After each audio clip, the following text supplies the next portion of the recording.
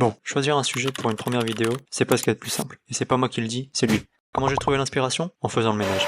Ouais, je sais, pas commode. Mais j'ai plutôt bien fait, parce que c'est là que je l'ai vu. Lui? Non. Et cet article? Oui. Et j'ai tout de suite compris. Ma première vidéo sera le binaire.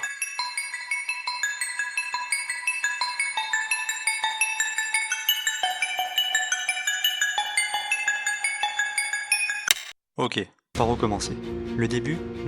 Pas sûr. Je pourrais te dire que le concept de binaire est apparu en Chine il y a 3000 ans et qu'il a servi à créer les principes du yin et du yang. Mais est-ce qu'on était là pour le vérifier? Pas moi. On va plutôt revenir moins loin et parler de lui, George Boole. On n'a pas tous le nom qu'on mérite. Mais lui, il s'en est bien servi. Il a réussi à développer l'algèbre booléenne, le fameux 1 ou 0, vrai ou faux, abonné ou pas abonné. Bref, t'as saisi.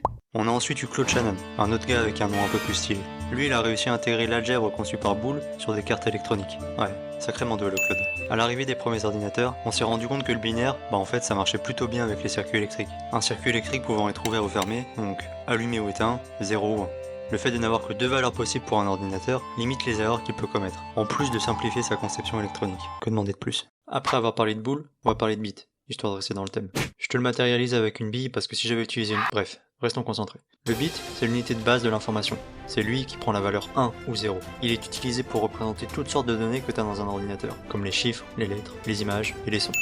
Les bits sont regroupés ensemble pour permettre à ton ordinateur d'effectuer des tâches de plus en plus complexes. 8 bits, c'est un octet. Et un octet, ça peut être n'importe quel type de données.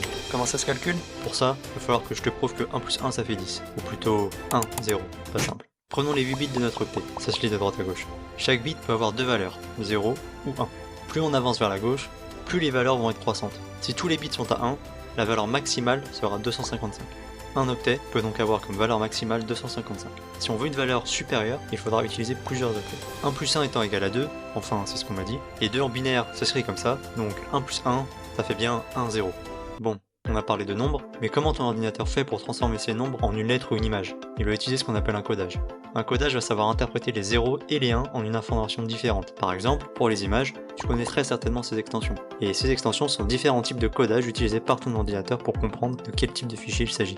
Un des codages les plus connus, c'est l'ASCII. C'est lui qui te permet de taper sur ton clavier avec des lettres et des symboles et de pas te retrouver avec ça comme clavier. Je te mets le tableau de notre code binaire pour notre alphabet et mon prénom, si t'arrives à le déchiffrer.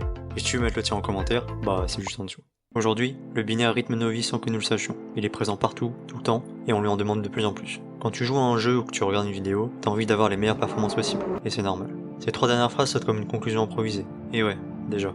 Tu pourrais faire comme tous les autres et te demander de t'abonner et de liker, mais j'aime pas faire comme les autres. Donc si ça t'a plu, tu sais quoi faire, et sinon, je suis content de t'avoir regardé jusque là. Sur ce, c'était ITD, ciao.